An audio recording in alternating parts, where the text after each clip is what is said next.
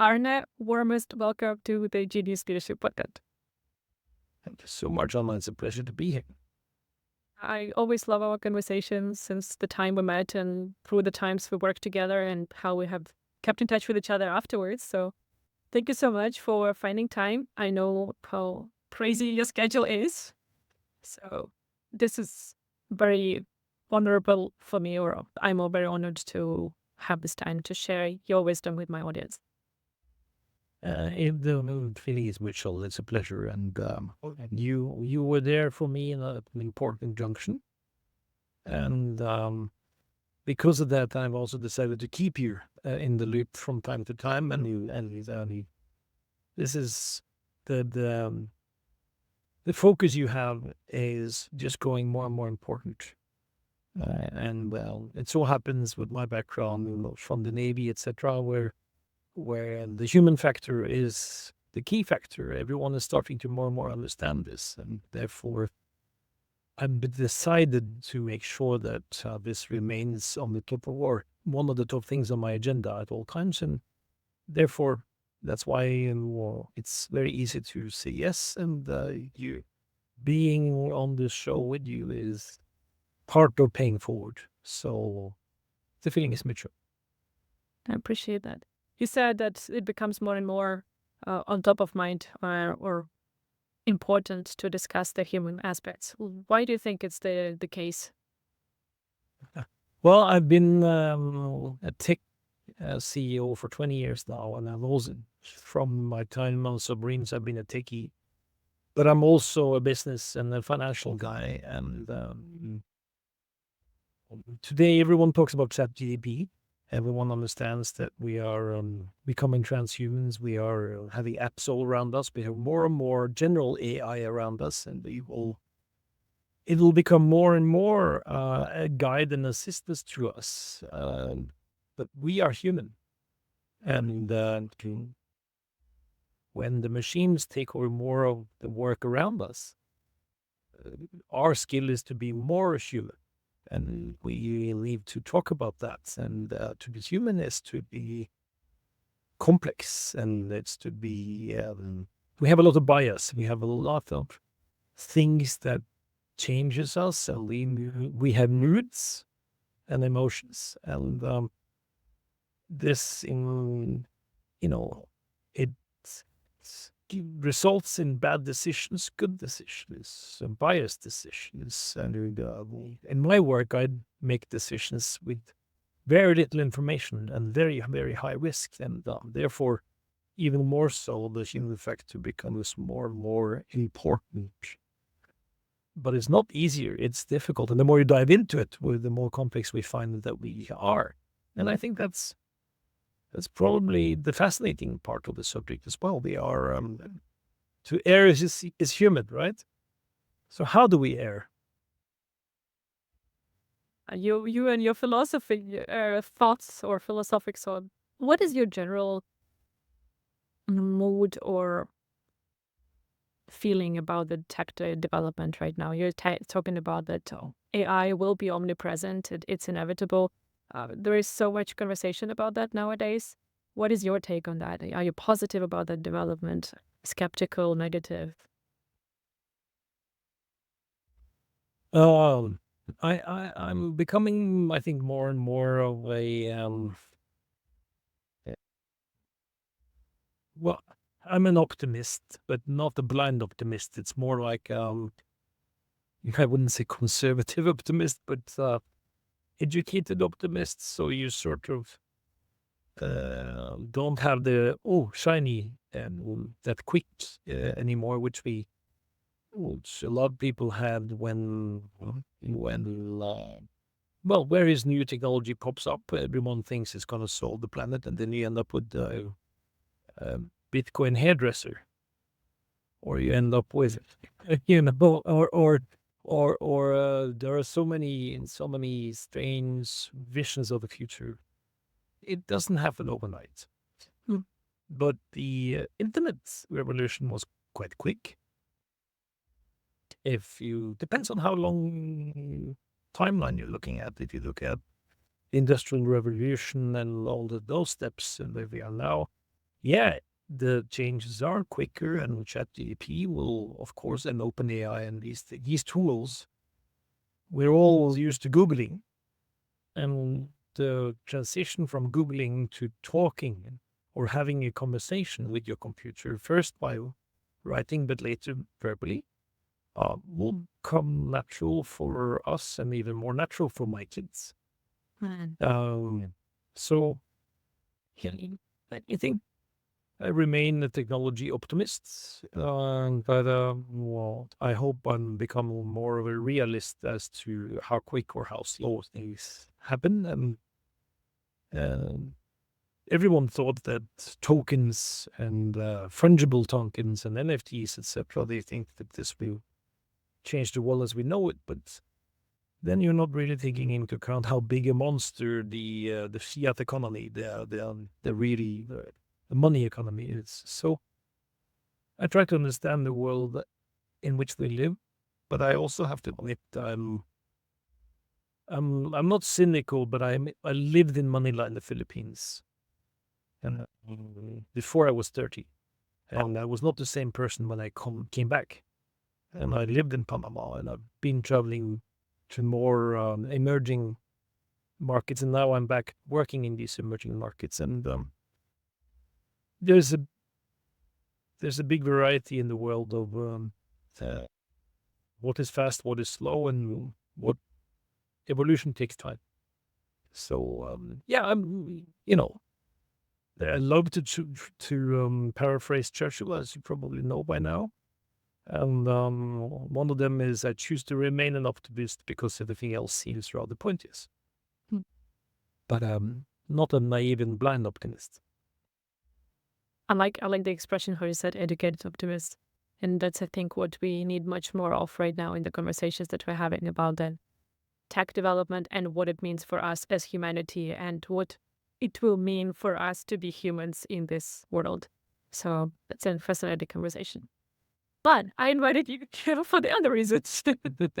And that is your experience as the CEO, the board member, and investor. And I want to cover a bit of everything of those in this conversation because I do feel like you have very valuable insights in those worlds. You've been on all the sides of the table and you know the struggles and you have very constructive ideas of what to do with those struggles from different perspectives.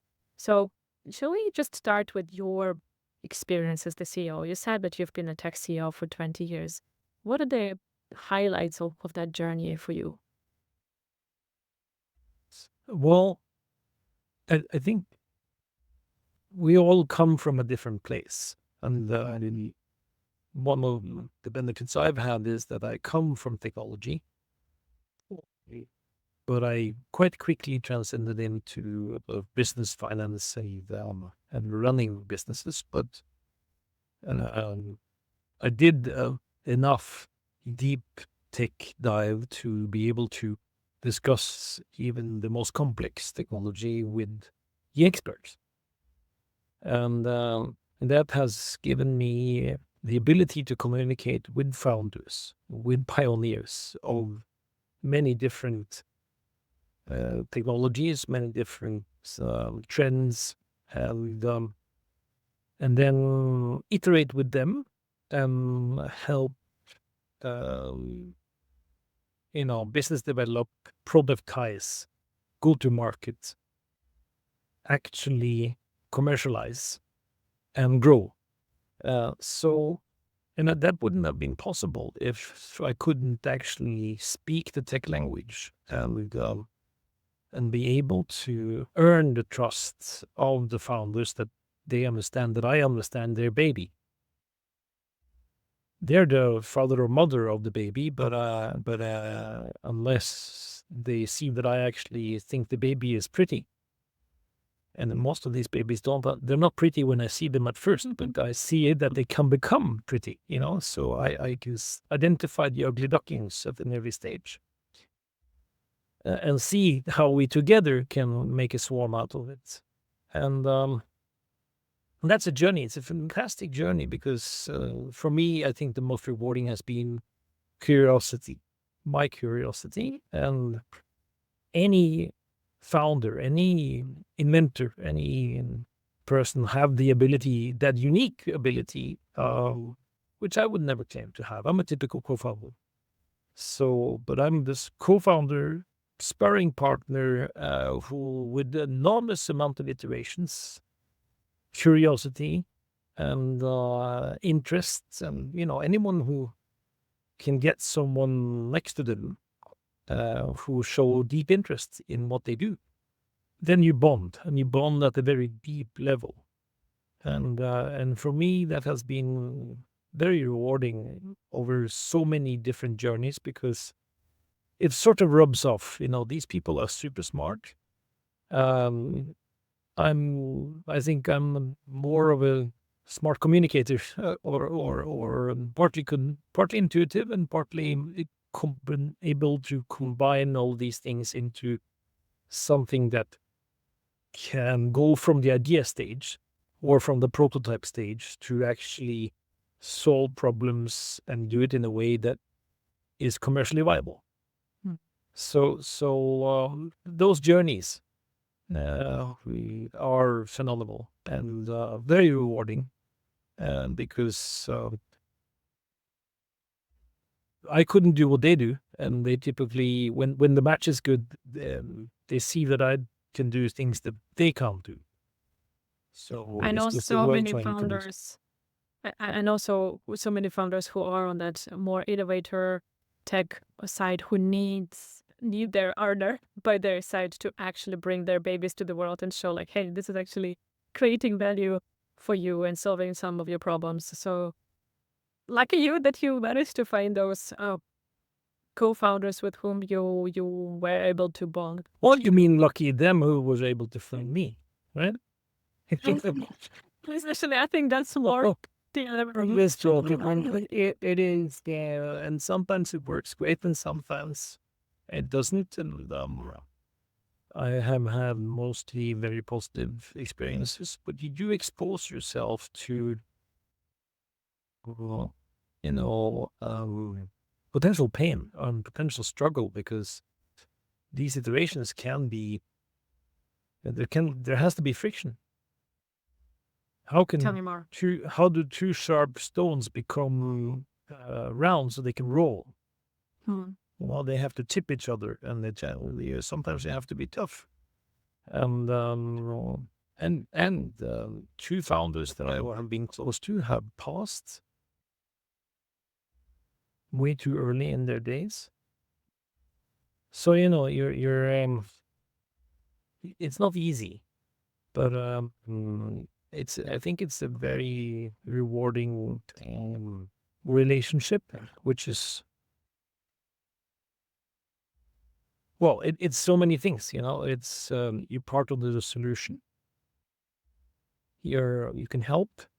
I think you have to have a strong desire in your personality that you feel helping is rewarding, and that helping is purposeful. And not all people are like that. No. Hmm. You mentioned that two of the founders you worked with left us way too early. And I got to think about the family context. What I discussed with my therapist is that one of my biggest fears is that something happens to my husband. And I think one of the reasons for that fear is because I was motivated, or I wanted to become a mother because I would be growing up or raising this child together with my husband. We're such a great team. I saw how he interacted with the kids, and I really wanted to bring a child in that environment together. So thinking that something would happen to him, I have this fear like I didn't sign up for this myself, like to do this alone. And I can't just help myself but think that how is that journey for you when you sign up to grow a business where livelihoods of people depend on your work with your co-founder together, and then something happens, something that tragic happens. How do you continue with that, and how do you find strength and resilience to go through that experience? Well, in this case, it was very clear. I mean, we were four guys who started in 2002. And already during the first 3 months, and Hans Martin, who was the founder, he had the recurrence of cancer. And it became very clear very, very fast that he couldn't be the CEO. So I came in as the commercial guy and immediately take over as CEO. But he was with us for another 3 years, so 4 years, 4.5. But we melted together, and with that, I had some time to um, familiarize myself with the idea that he might be gone at some point. Uh, mm, but of course, when it happened, it was and we had tough struggles before then. We had other of the co-founders had a child who became very ill. So all of a sudden, I was like a Tom and Jerry running around doing the whole playing the whole orchestra, almost all instruments by yourself for a while. But then, by the time Hans Martin actually passed, we were growing business in super speed, and it wasn't the call of duty for the employees. I have to admit, it was we were growing fast, and we were on that streak. So it was more to see how far can we go, and how far can I. I sort of felt Hans Martin was still watching and still not directly communicating with me, but I knew a lot of his network and his friends and his family, and it was obvious that I should try to take this as far as we could. And so that was more out of being grateful for the journey and a bit of a sorrow of having someone that close to you who left. That was tough, but uh, it was natural. It was very natural, and I think the whole team, my management team, and the family that we had created together, while he was still there, it became a fond memory. He became a fond memory and a bit of a legacy, and with good stories and good jokes. And these people, most of the founders I met are unique. They have their intricacies, idiosyncrasies, and again, if you don't love people, you shouldn't manage them. Why is that? Because it's I'm not saying it's like parenting, but if you care for your people, you can't baby them all the time. If you really care for your people, you also give them some of the guidance that they need, and some of that they will resist, or they will disagree, or they will. And your job is not to coo them. And so here's a story. Several times, and this almost happens in every company, even here in this company. So employees listen. They will probably, some of them will see this. You have the vision, the mission, the values, the typical strategic kickoff seminar where you get a team together and you discuss these things and where are we going to go, where are we, what's the problem, diagnose, medicine, and then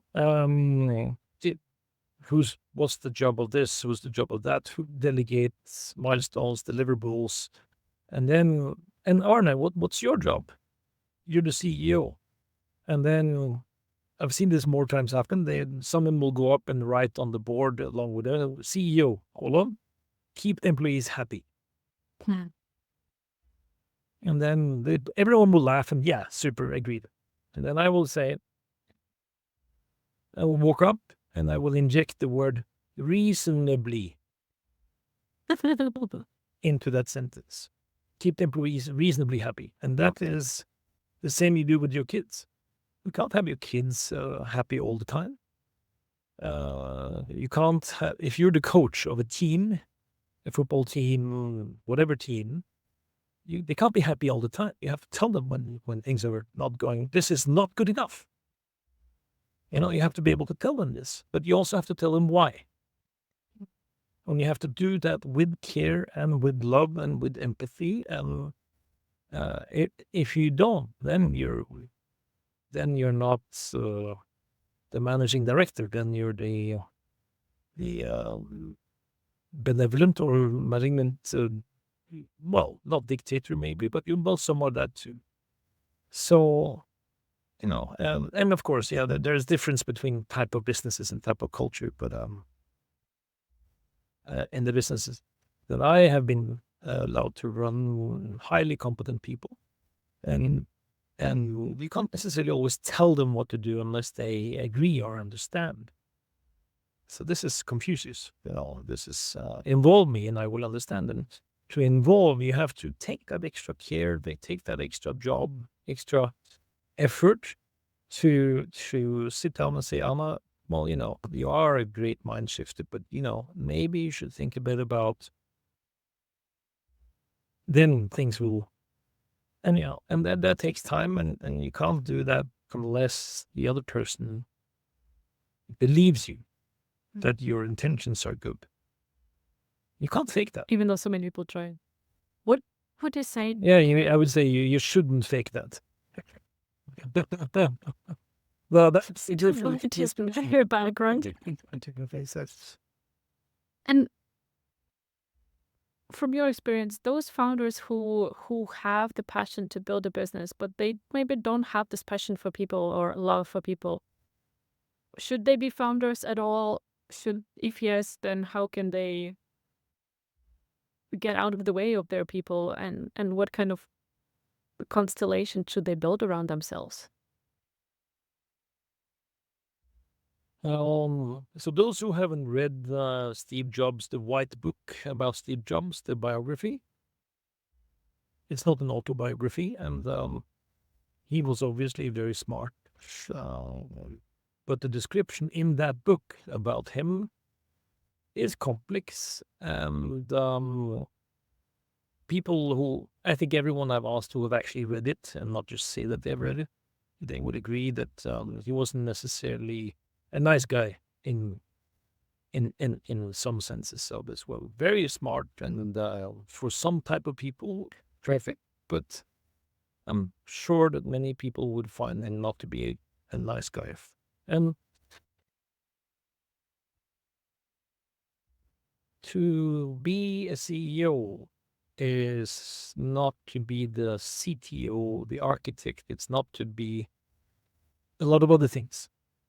You're the bearer of the culture. You're responsible for the culture to go in the right direction. I'm involved in board work now where we're actually debating whether the board is actually responsible for the culture of the company, which I would agree. But it's the culture bearer is the CEO. The CEO needs to make the culture into what the board and the owners want it to be. So if you want a meat grinder and you want to have a really tough place to work where we squeeze every little iota out of the employees, I wouldn't enjoy it. I'm not the right guy to manage that sort of a company, but I mean, the CEO who takes that job, he should, that's the marching orders, and okay, but it should be an honest thing. So founders are most of the time, most founders are, tech founders, or are they special charismatic, but normally they have special skills of some sort. And those special skills are more often than not related to managing people, not related to managing a company even. They have a great idea, or they have great skills or talents, or they have various other positive attributes which makes them the evangelist, founder, whatever. But to be the CEO is a difficult job. It is a demanding job which takes away most of your ability to be innovative or to be, there are so many things you shouldn't do as the CEO, which people need to recognize. It's not just a fantastic title. It actually comes with the job of telling people you don't fit here, or sorry, you can't get a higher salary because you're not worth it. or actually we don't need you or want you anymore, or we can't afford you anymore, so you have to leave. I know it's going to hurt you, and I know it's going to hurt your family, and I know you can't pay for your kids, but sorry, that's not my problem. I'm running a business here, and we just have to let you go. Now, those are tough discussions, and they can give you sleepless nights. They should give you sleepless nights. If not, you're not really, I think, doing your job well. But if they give you too many sleepless nights, then you can't do the job either. So you're actually walking a knife edge. And if you're going to walk that knife edge, you can't innovate, you can't code, you can't do the magic of being creative or whatever is the key skill of this particular founder or founders. They can also work. I'm also right now working with a company that has 3 founders, which is phenomenal. 3 founders. And they're not co-founders. They're 3 founders. Not fantastic. Interesting. So it is. And very rewarding, and opens up a lot of different perspectives. But yeah, so being the CEO as chief executive officer, sometimes I joke when I say I'm not a chief executive officer, I'm a chief execution officer. What's the difference? And and I don't mean execution in the terminal sense. It's not a, but I mean getting shit done. I mean getting things done and making decisions. And making decisions is you need the proper respect and the proper experience. You give it the proper attention that it requires, not more, not less. And decisions for a CEO, a day for a CEO in a business that is growing and a business that is fast, you can do 10, 50, or 100 decisions every day. If it's flow and fast and things are happening. Some are small, some are big, etc. But it is, and you have to make decisions when you're tired, when you're hungry, when you're angry. Don't show it so much, but you're a human being, and you also really have that in you. And if you don't have that in you, if you don't have that fire in you, I don't think you'll be a good CEO either, because you have to have a driving force of some sort, but it can't come out in shouting and screaming or hitting. It has to come out somewhere else. So work out, for example, like you and I discussed, Tava. And I was working out this morning, and not to brag, it's just to let up steam and rebalance yourself, those things. And that's the key part, I think, for being a CEO, is you have to try to stay balanced and have residual capacity for rational thinking when everything else is up and down and moving around and things are a bit off. I want to pause you here for a moment. You said about it, you said, I worked out today not to brag. And this is something that I appreciate that you say, because it sounds like a common, or from my observations, it's a common thing among the founders and passionate CEOs who pour so much into their idea, into building a successful company, into providing jobs for people and great workplaces for people.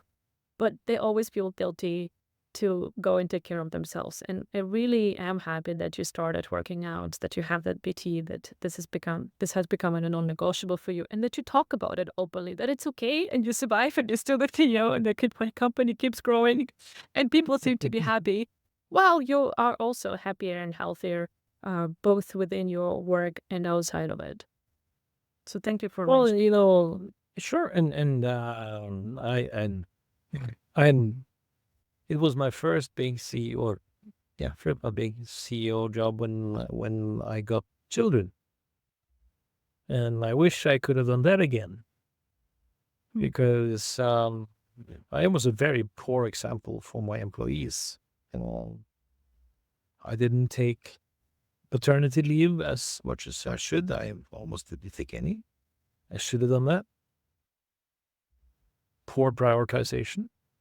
But I was in this bubble, I'm the founder, I have the legacy, I'm carrying it. My co-founder, my founder, I'm the co-founder. My founder died on me, and I have to make this work. I will, I shall, I must. And it's a bit of self-obsessive, And um, now, good example. 2 weeks ago, we have been in the middle of a very heavy negotiation, which has taken a long time. It's very complex, multi-market, multi-partner, multi-country, very complex deal. And right in the middle of it, I just understand, I have to do the planned. I thought we were going to be done. Now the annual boys trip is coming up. And if this was my first CEO job, I would have canceled the boys trip and kept at it. Instead, I talked to my chairman, and he is experienced.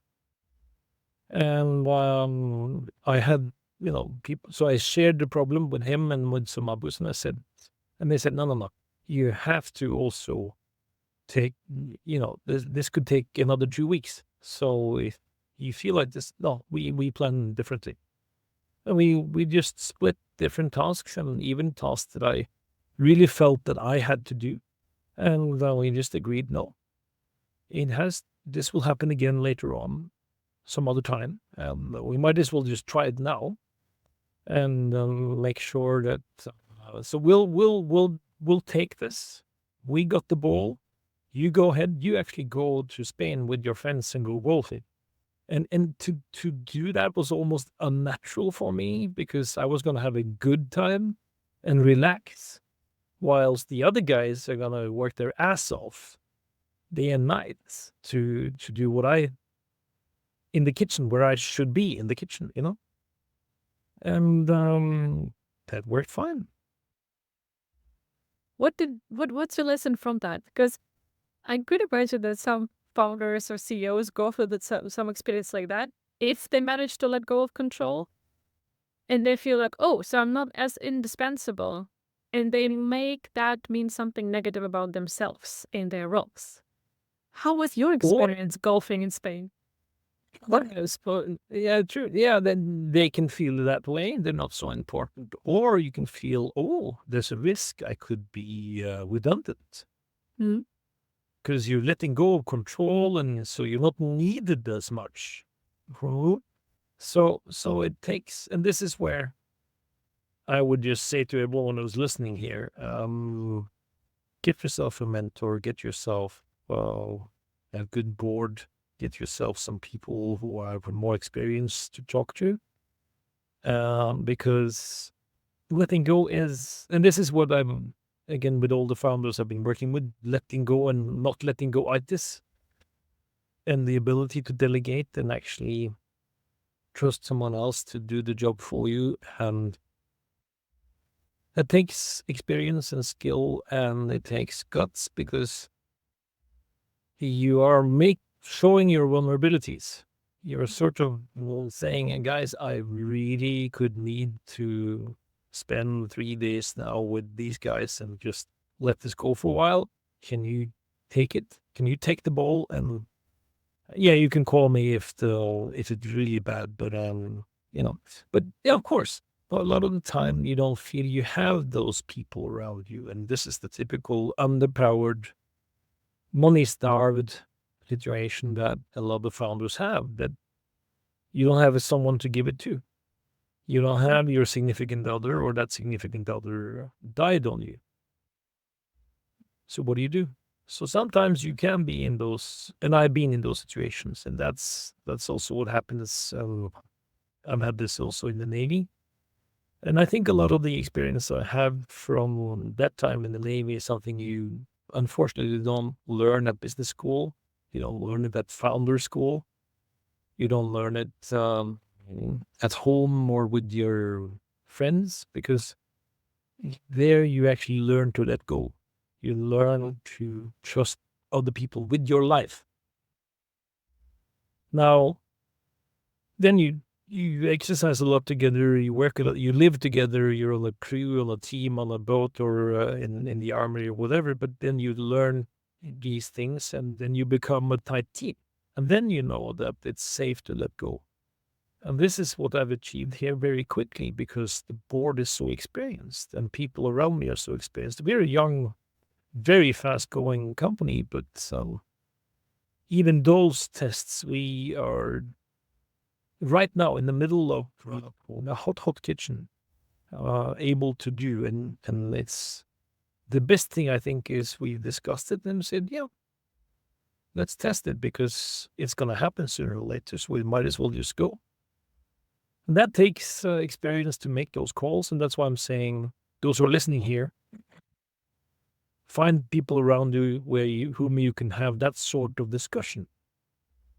And the sooner you learn how to delegate, delegate or die, you know? And it's a slow death because you don't delegate and you get more and more tight and more stressed and you have more and more discomfort and you're more and more a big risk for everyone to burn out. This is a powerful message, I would say, Anna, to share with the founders. Delegate to die. And just today, I was on a call with another very experienced entrepreneur and advisor to startups and into investor. And he was in that situation. He's like, I need to delegate more because right now I'm just into too much myself. Thinks that he shouldn't be doing at his level with his experience and his teams. So it's a lengthy process and it's a very important one because it can be death of the company, it can be death of the product, it can be death of literally of people. So it's very important to emphasize that and have it on top of mind, whatever you're building. I mean, totally. You said about this, compared those experiences of you being in your first big CEO role and being a young father and now going golfing in Spain in the middle of this important and complex negotiations. I hear so many interviews where guests, experienced entrepreneurs are asked, like, what would you have done better or what would you advise to 18, 25-year-old yourself? And whenever I listen to those, I understand that if, for example, I ask you and you talk to 25-year-old Arne talking about those things, that Arne would hear it but not listen to it.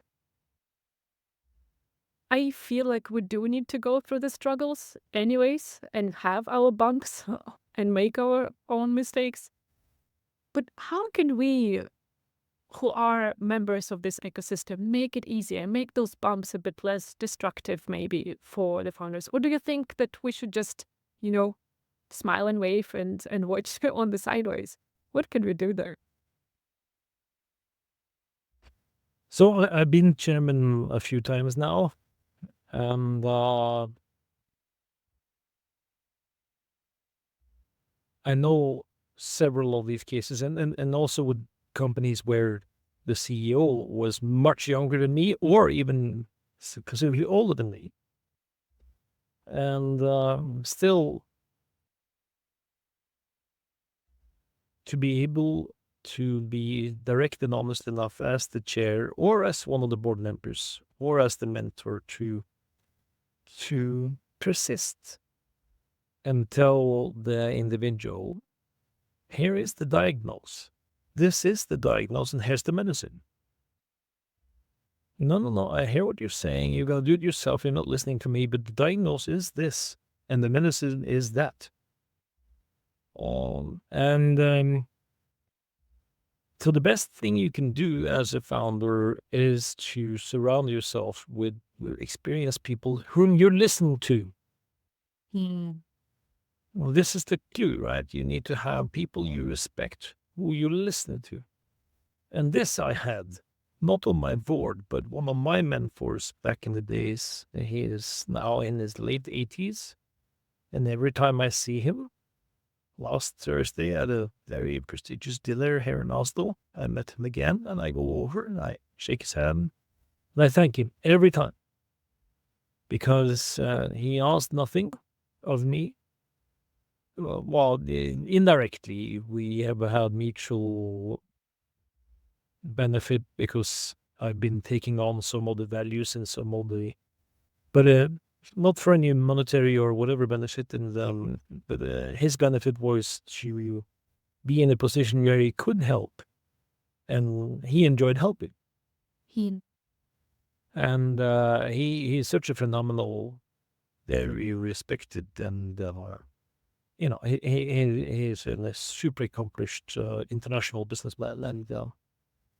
And when I brought him in, and the question was really, what do we do? Do we take this offer from this VC, or do we continue on our own? We have these agreements with some of the biggest banks in Europe. We're growing great. We have profitable growth. Everything is super. I'm not so sure if these guys from the venture capitalists, blah, blah, blah, can help us grow. And this was before startups was really, in the mature state. This was in 2009. And I had really no one to ask, no one on my board knew better. My father was gone. And the rest of us, we knew what we knew, but we were 100% employee owned. So we didn't have, so I then I asked him, and he came to the office several times. We had a couple of serious talks, and he never gave me the solution, just like you did. He never gave me the solution, but you were an actual sparring partner that helped me help myself and help us help, really, sorting the thinking. And this was done not as a consultant paid by the hour, because then you can sometimes think maybe you're here to get more hours. And it wasn't, so it was just out of pure, I knew that his intentions were good. And this is the clue, right? Then when you trust the doctor, you can take the medicine. I want this to land for the listeners. When you trust a doctor, you can take the medicine. This is maybe what is a big reason for why so much advice is not followed by the founders. Yes. Because it's given by the people who haven't gained that trust to be listened to. That trust, that respect, that the person has the experience, the knowledge, but also that the person's motives and incentives are benevolent to you. Yeah.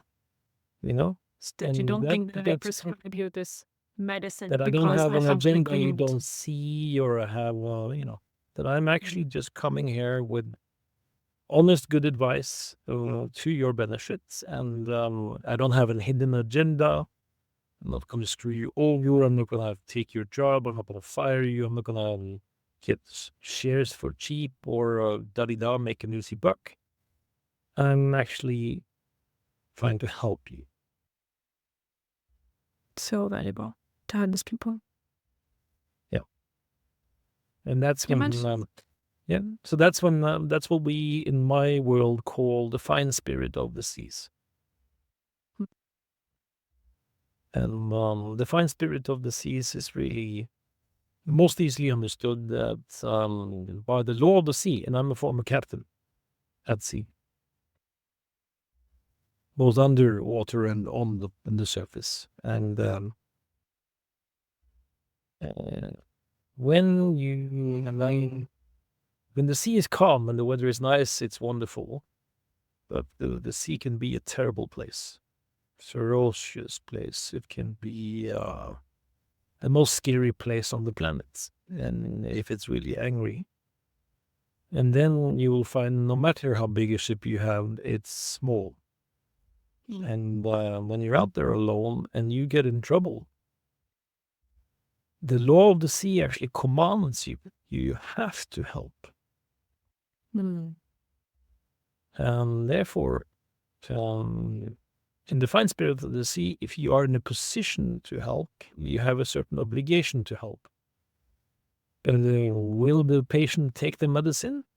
No. That depends on how smart the patient is. And of course, how good the bridge of trust, the bond of trust is between the patient and the doctor. I'm not trying to say I'm the doctor here. I'm just, this is just a metaphor. But if you don't trust the advisor, you're not going to listen to the advisor. Don't waste the advisor's time. Don't waste your time. Don't waste the money. You mentioned advisors and also the VC, and you have been on that journey on both sides, being invested or backed by investments, but also investing yourself in a number of companies. I want to discuss a bit more now to wrap up. What can investors do? Where can they do a better job of supporting the founders on the journey to the success? We wrote this piece with you recently about what investors could do, and we addressed a couple of the common objections that investors do when it comes to the mental health of the founding team. Let's just voice a couple of those.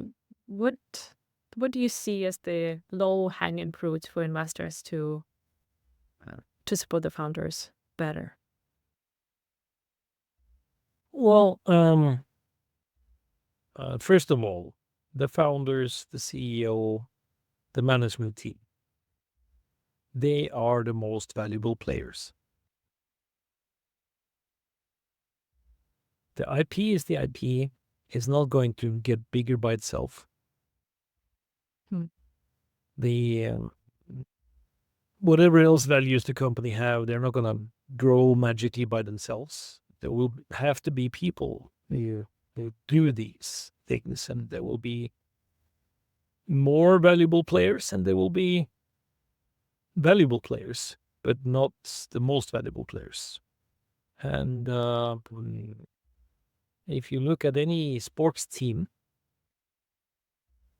they have physiotherapists, masseurs, they have all kinds of PT, they have all kinds of dietary, they have psychologists, they have mental training, whatever, all kinds of things just to perform that little better. So why on earth don't we do that in business life? Why don't we do it? Yeah. Do you have any ideas? We don't. It's insane. We don't. So we expect someone as investors. A lot of the people are waking up. So I'm not saying it's all dark, but it's when I grew up as a CEO, there was no such thing, and it was just suck it up and perform. And if you don't perform, then the chairman will start to ask you, "How are you?" And it's not necessarily a kind question because he really cares about your well-being, but it's more about, are you fit to do the job? Or do we need someone else to run the show here?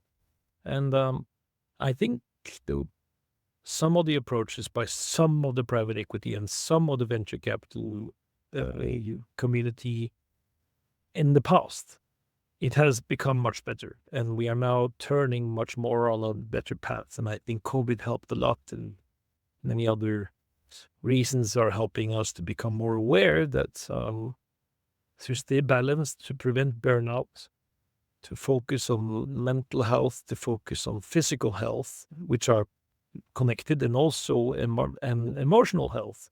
All these three things are connected. And the job of a CEO can be very lonely, particularly if there's a split board or a disagreement of the board or a split ownership and not clear guidance from the owners. Or there's so many things that can happen in business life that can make you as the CEO extremely lonely because you can't share some of your inner doubts or problems necessarily with your team, because they're supposed to come to you with those things. So you're on top of that pyramid, and you have to, talk to the CFO who's a bit afraid of this, or talk to the COO who thinks it's too much chores. The CTO was a bit worried about the technology not doing what it should, or the head of sales thinking, oh, well, I'm never going to reach these targets and whatever. And their worries, and also their private worries with their families and whatever, and their well-being is your responsibility. So who's taking care of me as the CEO? If I have a healthy relationship with my chair and with the board, I can be quite open about these things. But that is never normally not the case, because you can't afford that sort of a board when you're a young company. When you're SMB of sorts, you typically don't have a professional enough board with professional enough people who can take that message and take the warning signs and saying, hey, I think you need to go golfing with your friends this weekend. Or you need to actually slow down a bit, because you're getting into the red zone here. You've been on yellow a long time, and we don't want you into the red, because then the whole company is going to be at risk. So we are going to do some preventive maintenance instead. So this is about preventive maintenance, and that's preventing burnout, early detection of issues. And that's where I'm saying investors should invest more in their most valuable players. And it's a very low insurance premium and it's also a bit of a test. If you come to me and say, hey, you should do some coaching, and I think, I don't need coaching, I'm super. Well, I already have shown that I have a problem. Mhm. Because How receptive will you be to it? Right? Yeah. So exactly, and it's about humbling. It's about balancing, and it's also the benefit for an investor is, you'll get to know that person better, because that person has to open up a bit. You can't cheat and talk to the mentor and ask, so how is she or how is he? You can't do that, but you can talk about how was it? What did you learn? Do you think you needed more? Why not? You think you needed more? Okay, that's interesting. Why? Was it, and it becomes not just a talking point, but it becomes a catalyst for something much more important, which is being much more open about the human factor, and the fact that we human beings, we are not stable individuals. And there's lots of research on this. This is where Daniel Kahneman, yes, he wrote Thinking Fast and Thinking Slow. You should read it. It's a very important book. You should read it. It's a very important book. But also Moyes, which I'm halfway through, by the way. It's a heavy brick of a book, but it's very important because it talks about how we people make mistakes, about bias, about why we make wrong decisions, and why we think we're making right decisions, but we're not. And how can you talk about these things if you are not also talking about the human factor of being balanced, or rebalancing? And so for me, it's always sort of been there, but I think it became much more clear when I met the guys at We Meet Facilitators, where I'm on the board now, when they're making a SaaS solution which makes more coaching more easily accessible, and to using a bit of AI and etc. to early detect amongst the large group of employees who is going into yellow and heading for red, i.e. preventive maintenance and the preventive burnout. And meeting you, same thing. A bit of an aha moment, and obviously something people will take. This is going to be more and more popular in the future. I'm sure it's not a short trend. This is something a lot of people are talking about now, and investing in the people is, much more efficient for effect than to invest in more people. You should invest in the people you have first, and then you can think of if you need more. And also in investing in more marketing, or more of this or more of that. Well, maybe you need to make sure that your people are where they should be, that you have the right people lined up first. So it's for human relation people and for recruiters and etc. This is pretty obvious, I guess, but it's I don't see yet the VCs who are saying all of our CEOs should do this compulsory. And Now this you're is in the what we family, you should do this. Yeah, I would do that. Yeah. And that's what I see starting happening. The guest of my podcast, Jan of Barbaris, who is one of those examples, that they put the statement in the agreement that 1% of their investment has to be spent on the well-being of the founding team or lost. So that money is either there and spent on that invested or not there at all for the company. This is one of the ways of forcing that. And as we discussed in the article, you don't know what you don't know. So founders need to understand that that's a possibility and what that is they're saying no to. And then it has to be their choice to say yes or no to that. But investors can be the catalyst to actually raise awareness that this is a possibility. Not just saying, oh, this is part of our insurance premium. As investors, we want to if you're not receptible to that, maybe you don't have the necessary qualities to work with us because you should be open to this.